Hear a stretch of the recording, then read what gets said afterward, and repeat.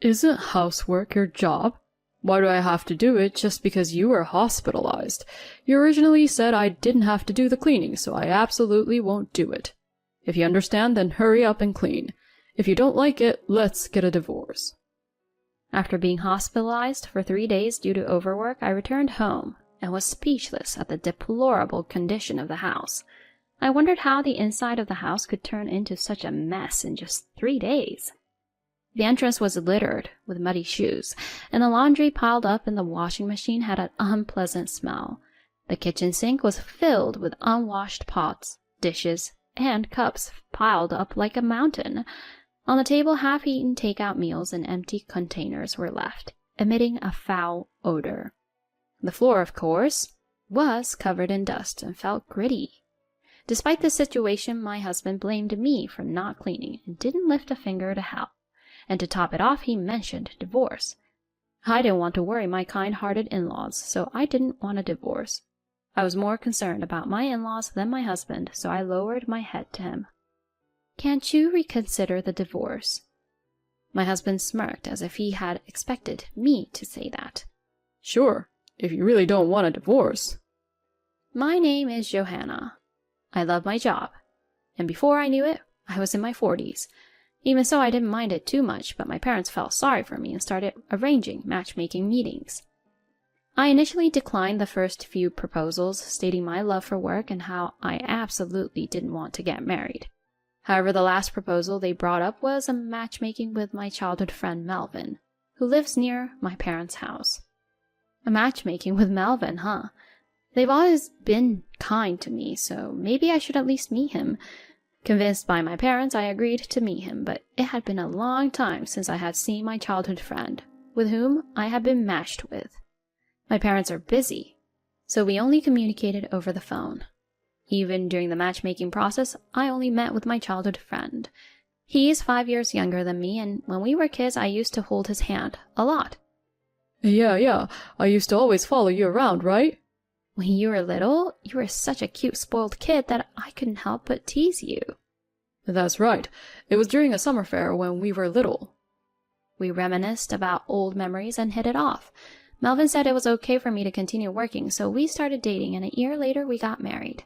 This happened when I was 38 years old. Since we did not have a wedding, Melvin, who became my husband, met my parents only at the introduction meeting, and after that, we did not see each other very often. To make up for it, my in-laws were very considerate and caring. I had often visited my husband's house since I was a child and knew his parents well. My in-laws were very happy that I was getting married. I'm so happy that you're coming to be our daughter-in-law, Johanna. Are you really sure about Melvin? Yeah. This guy has always lived with his parents and can't do anything, you know? Melvin had never lived on his own, and he always said that his parents had taken care of all the household chores and he couldn't do anything. Even so, I thought he could manage some things. Whatever he couldn't do, I could handle. That's what I believed. However, Melvin, the washing machine wasn't running. Just putting clothes in won't do it. You have to add detergent and press the button. Oh, right. I'm sorry. It turned out that Melvin couldn't do any housework at all. I tried to teach him a few times, but he couldn't seem to remember and kept making mistakes, leaving me to redo everything. I couldn't help but chuckle at my husband, who apologized with a look of embarrassment, thinking that some things never change from childhood. It's okay, I'll take care of it so you don't have to do anything. Oh, but could you at least handle the simple task of taking out the trash? I couldn't help it, so I decided to take on the household chores myself and asked my husband to handle the task of taking out the trash, something anyone could do. My husband is generally kind, but sometimes he has these moments that make me wonder. For example, when we were looking at my high school yearbook together, he pointed at a classmate and said, "This person looks ugly, wow." When talking about the school trip, "Johanna, did you go on the school trip? I thought you couldn't because your family was poor." He said these things seemingly without any ill intent. Even with the dishes I served for dinner, "This tastes bad. I don't want any more." He would openly express his thoughts, much like a child, and I wished he would be a bit more subtle in his words. I did bring this up with him once, but He responded with a sulky attitude and refused to listen, so it was impossible to have a conversation about it. By the time we reached the 3rd year of our marriage, my job became busier than ever during the peak season, with about a month of continuous overtime. I would come home late at night, leaving me with very little time for household chores. As a result, the house quickly became messy. "Hey, Melvin, could you help with some of the housework?" Seeing how challenging it had become for me alone, I asked Melvin for assistance, but he frowned in response. "Didn't you say I didn't have to do it? Did you forget what you told me?" He retorted this way and refused to listen. With no other option, I began waking up early in the morning and cleaning late at night, sacrificing my sleep to manage the household chores. This was amidst the fatigue from work, and one day I collapsed due to overwork while at work. I had to be taken to the hospital, where I stayed for 3 days. "Johanna, are you okay?" My in-laws came to visit, expressing their concern. They brought me a change of clothes and necessary items. "I'm sorry for causing you worry. I was just a bit tired." "Thank you for the things." "Melvin couldn't make it because he's too busy with work and household chores. He just dropped off the stuff at the doorstep." Although I felt a bit frustrated that he couldn't take some time off, I thought he might be trying his best to manage the unfamiliar household tasks, so I reconsidered. "You've been taking care of me since I was a child, haven't you?" "It's okay, it's mutual. More importantly, I'm sorry Melvin couldn't come. He can be a handful like a child, but he's a sincere boy. We're getting older and you're our only support, so please take care of him." "Of course." Despite feeling apologetic, I had no choice but to agree. My own parents traveled frequently during my childhood, so my nearby in-laws always looked after me and took me in. They were very kind and took good care of me. Because of their kindness and the gratitude I felt, I couldn't refuse their requests. However, when I returned home from the hospital and saw the state of the house, I couldn't believe my eyes. "What's going on here?" As I opened the front door, there were muddy shoes scattered all around and there was no place to step. When I tried to wash my hands in the bathroom, I found a pile of dirty, smelly laundry in the washing machine that hadn't been washed. In the living room, the kitchen sink was stacked high with unwashed pots, dishes, and cups. Next to them were leftover takeout food and empty containers emitting a foul smell. The floor was covered in dust, rough to the touch. How did it turn into such a mess in just 3 days? Even though I had just been discharged from the hospital, my head was already spinning. In the living room, my husband was lying on the sofa, relaxing and asleep. "I'm home. Hey, what's all this? The inside of the house looks like a dump. How about cleaning up a bit?" As I confronted my husband, he woke up suddenly and gave me an unpleasant glare. "What's the rush?" "The house is a mess. Weren't you supposed to take care of things while I was in the hospital? What have you been doing?" I scolded him, and in response, my husband shouted in anger. "Shut up. Isn't housework your job? Why should I have to do it just because you decided to go to the hospital on your own? You originally said I didn't have to do any housework, so I absolutely won't. You even said you would do all the housework, so I've put up with it." My husband became furious and yelled back at me. I was taken aback by his sudden change in demeanor, but it seemed like he was very upset about being scolded by me. I had always been the caring older sister figure who would do anything if asked, so perhaps he had expected an easy life after marriage. He uttered in frustration, "This has been disappointing." I had thought that the reason he couldn't come to visit was because he was working hard on the housework, so I felt betrayed. I was further perplexed by his attitude. What's going on all of a sudden? Then my husband began speaking as if he had given up on hiding something. "I'm dating a wealthy CEO's daughter in her 20s now. She's much younger and more attractive than you, and her family is rich. Plus, she's an excellent cook. You're nothing like her.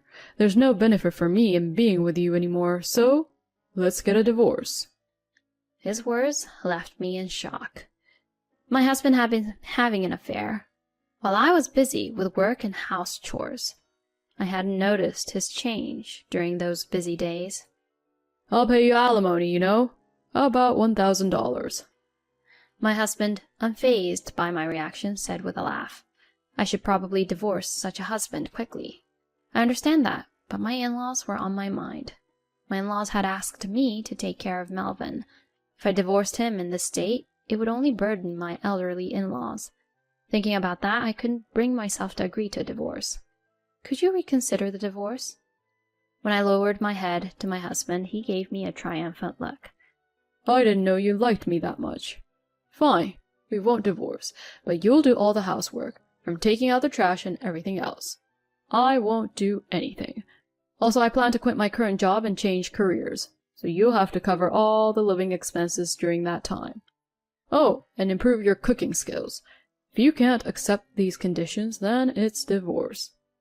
Understood. Reluctantly, I accepted these terms, feeling like a servant. A week later, my in-laws, who came to check on me, visited my home, so I opened the door. "Johanna, how are you feeling?" When my parents-in-law saw my face, they turned pale. "Is something wrong?" "Never mind that. Just look in the mirror."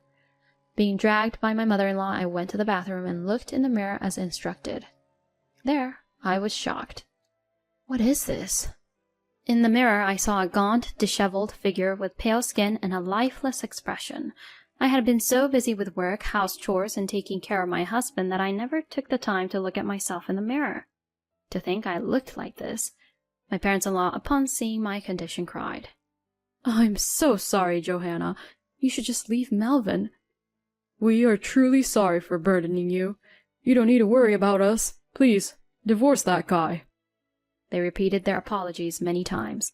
Afterward, we had a family meeting, and the divorce was finalized, with my husband agreeing to pay proper alimony, not just the $1,000 he initially suggested.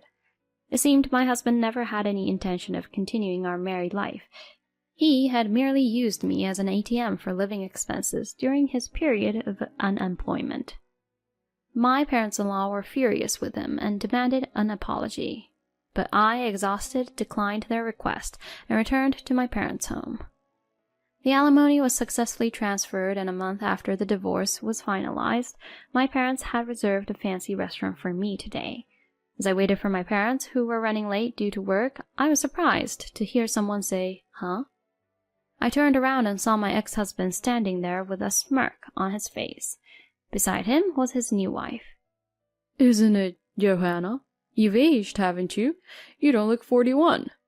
And you, just because you got alimony from me doesn't mean a place like this is suitable for a poor person like you, right?" My ex-husband said, making a mockery of me. "Leah is completely different. Her face and skin are much better than yours.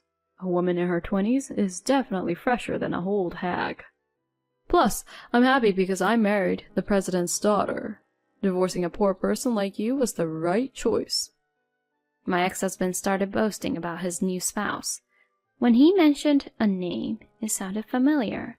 I couldn't help but stare intently at the new spouse. The moment the new spouse awkwardly looked away, I suddenly realized. I see. That's how it was. Melvin, you've been mocking me for so long, but the foolish one here is you. I'll give it back to you twice as hard. Understanding everything, a little smirk escaped from me. Ignorance is bliss. My condolences. "What do you mean? Don't make excuses just because you're frustrated." As my ex-husband continued to confront me, I explained to him. Your new spouse, Leah, was my classmate, you know. "Huh? What are you talking about? Leah is in her 20s. Do you seriously think you can pass for being in your 20s yourself?" No, Leah is different. She's the same age as me, but she's lied about her age. She's probably had some plastic surgery to look younger. Do you remember when you saw my high school album and called someone ugly? That was Leah. I recognized her because there's a resemblance. Saying this, Johanna's husband looked wide-eyed at his new spouse. No, you've got it wrong. As the new spouse denied it, while acting suspiciously, I managed to guess her personal information. Come to think of it, you had a distinctive mole on the back of your neck, didn't you? I remember because our classmates used to tease you about it.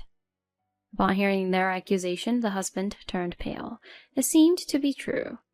When confronted by her husband, the new spouse confessed. It turns out, the new spouse had a complex about her face, and ended up repeatedly getting plastic surgery, leading to a dependence on it. She also lied about their age.